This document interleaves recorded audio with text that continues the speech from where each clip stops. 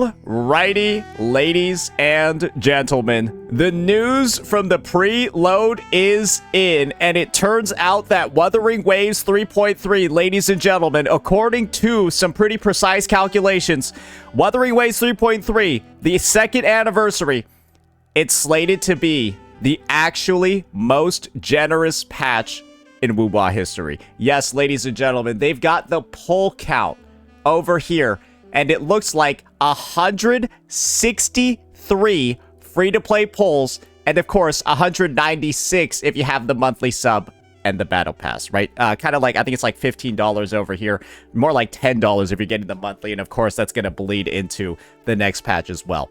That is, without a doubt, some of the most wild shit I think anyone has ever seen. And while all this stuff over here is in a language that I don't understand, you can kind of see how, like, the breakdown is forming out with all of the insane number of events that we have, all the different endgame resets, all of those, and of course, the massive number of rewards that we've seen from things like the broadcast over here, where, you know, they kind of just showed all of it in all of its amazing glory, right? And then when you consider actually looking at the version preview itself, and then you see, you know, all the different events that are supposed to be in here, well, ladies and gentlemen, it kind of makes sense where all those pulls are coming from. And the reality that I feel like most players need to have at this point is that this anniversary, while it doesn't necessarily feel like an anniversary from like an advertising or like a marketing perspective, especially given that we don't have... Oh, there's an English version as well? Okay, great. Yeah, there's an English version as well from the official Wuthering Waves Discord. And you can see where all of this shit is coming from. You got update fixes and compensation for 300, live stream reveal rewards as well for that code that you hopefully put in for 300, dailies coming in or across the entire patch, right, at like 2.5k, estimations for the quest, estimations for all the different achievements and the trophies, and an estimation over here, kind of a generous one at 3,000 for the new map exploration. But when the new map has this much shit in it with like 5 different sub-regions, 2 exploration quests, all of that built in. We all know that Sagrika and Mornier are going to be making a bit of a return for some of the quests in there. Yeah, 3,000 sounds like a pretty reasonable marker, especially considering the past content that we've had as well. Then you got like Depths of the Elusive Realm, all of like different exploration events, End State Matrix, Into the Land of I don't even know what the fuck that shit is. Tower Adversity, Whimpering Waste, Fantasies 1,000 Gateways, assuming that you do them for all 6 weeks. It's looking like quite a generous patch. And people have done the rundowns, right? People have done the research. People have done some of the comparisons. And guess what, ladies and gentlemen? There's something wild to actually say. These are the pull counts for every other patch we've had in the history of the game. 1.0, the debut, right? Naturally coming in with 254. 1.1 with a whopping 120. 1.2 with the free Zhang Liao, way less, right, at 84.3. Then 1.3 coming in with 101, 1.4, 100. 2.0, the new version, right? Supposed to be one of the most generous patches ever. Previously held the title at 150.9. Then you see 2.1, 2.2, 2.3. Last year's anniversary at 120. 2.4, the patch right afterwards with Septimont, Cardathea, Lupa, all of that at 126. 2.5, the Frolova patch kind of, you know, gearing back down a little bit. 2.6, though, the Augusta patch, bringing it all the way back up. And then 2.7, the finale of Rudocida that had no real events in it at all at 87. Then 2.8, Hodami City at 101. 3.0 becoming the tie, basically, with 2.0. Then 3.1. You guys almost forgot how many pulls 3.1 gave. That was a fucking lot. And then 3.2 with, you know, kind of like at the lower end to 88.3. And with this update being at a total count of 163, ladies and gentlemen, it has earned the title of the most generous patch we've ever had. That's pretty much it. It has effectively earned the title, with the second anniversary and all of those rewards, right? The most pulls in Wuthering Waves history. At least according to the projections that we have over here. And the realization that a lot of players are likely having, right, is that with this many free-to-play pulls, you are essentially, assuming that you don't start the...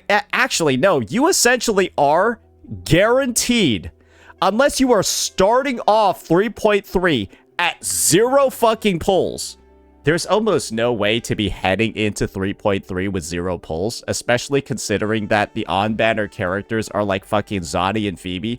And so I think the only way for that to have happened is for you to like actively pull for these units, which only like an absolute dipshit would do. You're basically guaranteed your Hiyuki. You're basically like guaranteed your Denya. You're basically guaranteed whoever you actually want to pull in this update. I don't think that there's any way to look past that. That's crazy. That's wild. And unfortunately, without the anniversary banners or anything like that sort of built into the update, there's really not that much stuff for you to actually pull on, which is unfortunate once you think about it. But the reality is, you don't need 163 pulls to guarantee a unit. That's not even close. Do you know why? Because the banner system in this game operates in one of the most generous ways we've seen for a gacha title. Soft pity on every single banner starts at 65. And most often, you're going to get the limited character within 70 pulls. It's very, very rare to go beyond that in pretty much any circumstance at all. And so most people, right? Most people are going to be at the point where it's 140 pulls. 150 maximum, but usually 140 pulls to get 2 5-stars. And then that's assuming that you lost 50-50 as well in that process. If you're guaranteed, great, you usually get in like 70. And if you win the 50-50, well, great, you got it within 70. And then, of course, now you have time for the weapon banner. This is all just calculating, though, and being based off the worst case circumstance. Because you can always get the character early, and you can always get the character early, and then also win 50-50 early, too. That's a big possibility as well. And guess what? The probability of that occurs way more often the more times you're actually pulling. That's kind of just how the law of averages work. And the reality over here is that there's likely going to be a lot of individuals who see how absurdly generous this patch is. And guess what? They decide to upgrade themselves from this 163 over here to maybe this 196 by just, I don't know, dropping $5 on the game that they've been playing for months, if not years at this point. I don't think it's that crazy with any expectation at all for somebody to drop like fucking $5 or $10 on a couple of monthly passes and then get themselves up to nearly 200. Nearly 2 fucking 100 pulls across the update. This is the real truth regarding this matter. The more generous a company is with rewards like this, the higher likelihood people are to actually spend in the first place, right? You feel way less bad topping up in a game like Wuthering Waves compared to Arknight's Enfield, where in a game like AKE, you're getting fucking nickel and dimed like a goddamn dog from the baseline rewards in that game, and so you kind of just want to play it free to play. You don't really want to spend that much money because the game as a whole just feels like a fucking scam. It just feels like a goddamn scam. But in a game like Wuthering Waves, right, which is pushing out this many free rewards at a level, and with the gacha system, right, 10 less pity than other games, a soft pity that starts 10 earlier, and of course, a weapon banner that's completely guaranteed, so there's no way to fucking lose and get some garbage in the process, people are way more likely to spend. And you want to know what they're also providing in this version? The highest pull count we've ever had in the history of the game. The top-up bonuses are resetting too, ladies and gentlemen. So you're going to be more incentivized to actually spend in the first place because you're already getting so much from the developers for free. And then when you do decide to spend, you're going to be at the highest level of efficiency you can get for all the money that you're deciding to put in.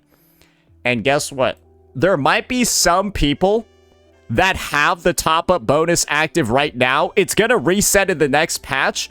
And then once they see these pull numbers and they see how generous Kuro is being for this anniversary, hell, there might be some people that actively just decide to go in and like clear out some of their top-up bonuses currently. That's what I did today. Yeah, we're already seeing some people in chat that after seeing this pull count, after seeing how many rewards we're getting, they're clearing out their top-up bonuses right now to get ready for the next year. That's the reality, ladies and gentlemen. And that's really just a benefit over here that we see in Wuthering Waves that we're not really seeing in any other games. Like, have you ever seen a Genshin update that gives out this many pulls? No. You ever see an HSR update that gives out this many pulls? No. You ever see a ZZZ? Well, I think ZZZ has had some, like, big pull patches, but, like, the game is just... Yeah, no, there's just something wrong with ZZZ. Yeah, there's just something wrong with ZZZ, and, yeah, I don't really know what to say about it. ZZZ 1.4 was similar to this one. Yeah, that was a straight up relaunch of the game though.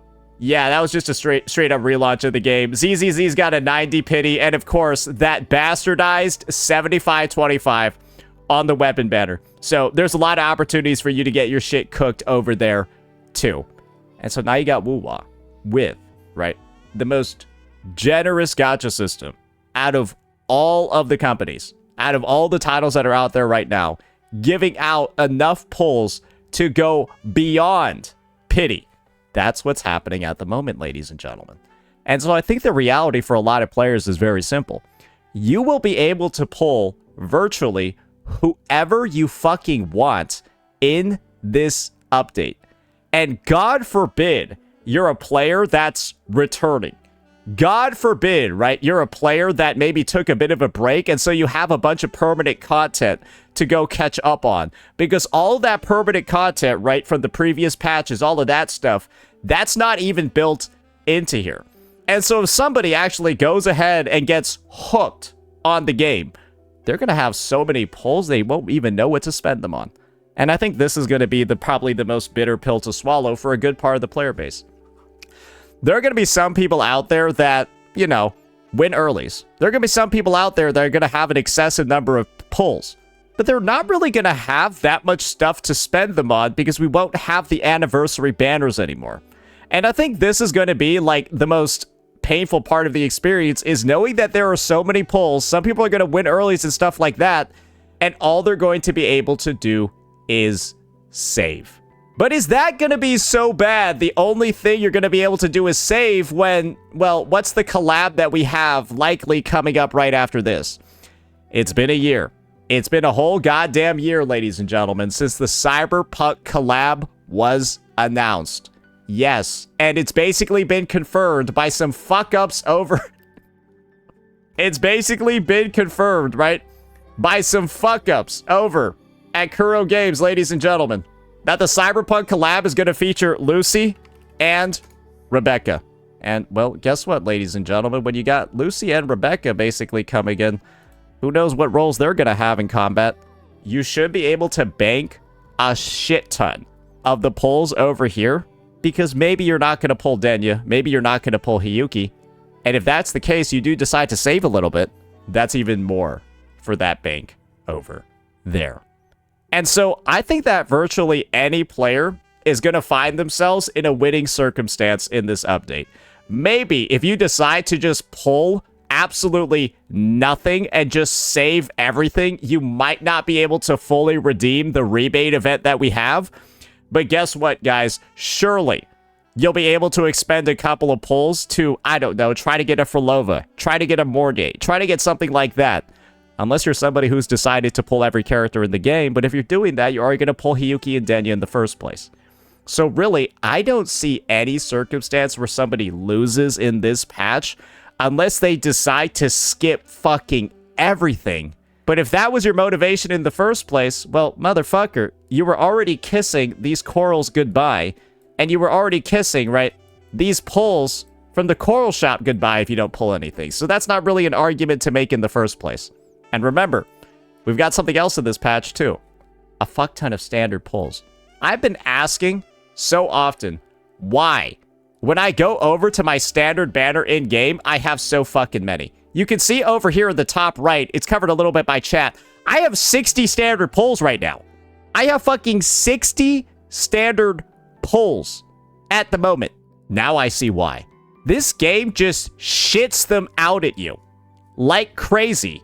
And the standard pulls are actually useful in this game at the same time. You can get crazy weapons like Static Mist, crazy weapons like this one over here. Of course, you can get multiple dupes and multiple copies of a bunch of R5 ones as well. There are so many people with so many of these already, but it's kind of just like, for free-to-plays, it's another insane bonus, another insane asset to their account, because at this point, you're like guaranteeing a standard weapon with rates like these like every 2 versions, which is kind of ridiculous once you think about it. And when so many other games, like Arknight's Enfield, just like ration these out, right? Basically pretend that these standard pulls don't fucking exist, right? Give you like 3 a patch and then are like, we listened, right? It's just insane to see a game giving out 34 in one update. That's just fucking crazy, is it not? So yeah, I think what we just need to get clarified right away is that this anniversary, right? This 3.3 update, it's probably going to be like the best patch ever. I don't really know what else to say, because everything that I'm seeing, content-wise, character kit-wise, all of that stuff, all the different features, all of these things, it should be amazing. New area, 3 main quests, some minor anniversary events, and of course, 2 of the craziest kits we've ever seen in the history of the game. And I forgot, bro. The bike flies now, too. That's pretty fucking sick as well. And then you got, like, UI updates and shit like that. It's shaping up to be an absolute banger.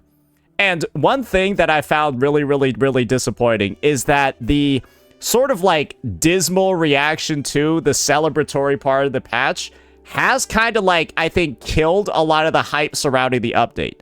But hopefully, numbers, rewards, all of that, it could speak louder than words. Because while this doesn't really seem like an anniversary patch from what we've been seeing, at least in terms of like the celebration piece, when you look at this, it's kind of clear that this is probably the best anniversary, content-wise and rewards-wise, in Gacha history. I don't actually think any other game comes close. I really don't. I think this probably takes the cake as the best one in recent years for any title. Because you can effectively get anything you want. And you can get anything you want and more for paying like $5 as well. And of course, maybe it doesn't compare to titles like Nikkei or whatever with like different pull counts. Okay, we're talking about like high budget, high fidelity gacha games over here. So competition like ZZZ, competition like HSR, competition like Genshin Impact. Yeah, this shit kind of just blows all of them out of the water. And hopefully, all the stuff that I talked about today, all the different hoops to jump through, all of that, it's explained that in great detail. Let me know what you all thought. Peace out.